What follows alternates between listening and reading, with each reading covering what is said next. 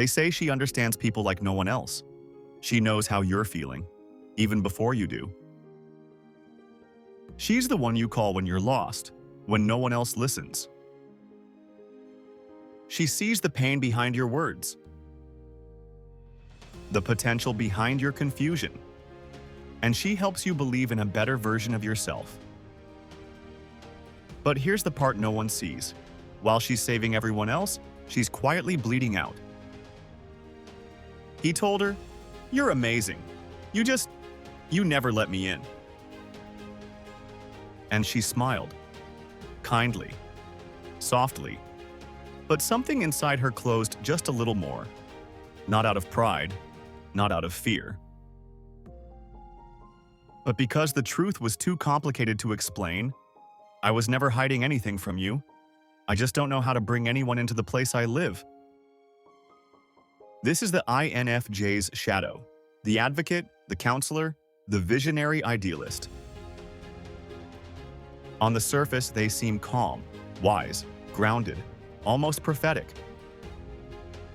But what lies beneath is far less peaceful.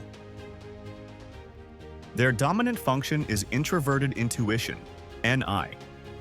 It's not just insight, it's an internal lens. A single-threaded symbolic tunnel that gives meaning to chaos, but also traps them in their own interpretations.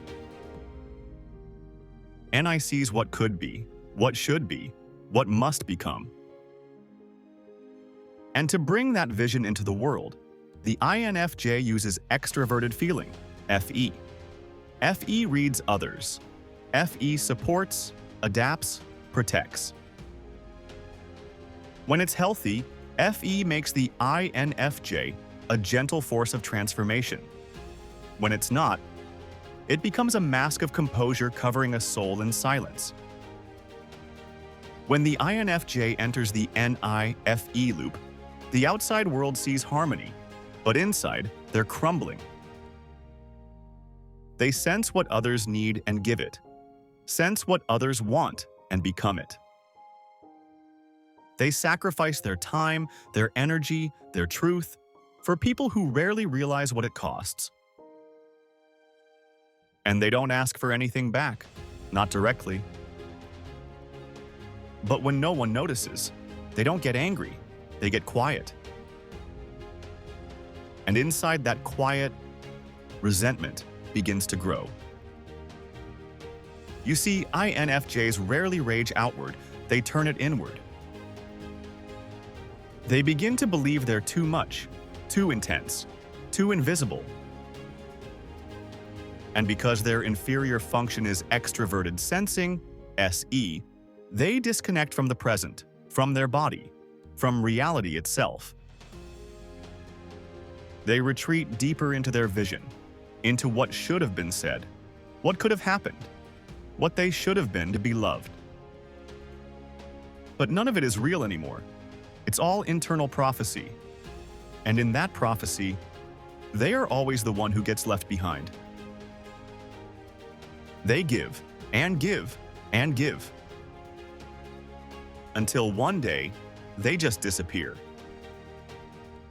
No warnings, no breakdowns, just absence. The messages stop, the presence fades. And those who once depended on them ask, "What happened?" But by then, the INFJ is already gone. Not physically, spiritually.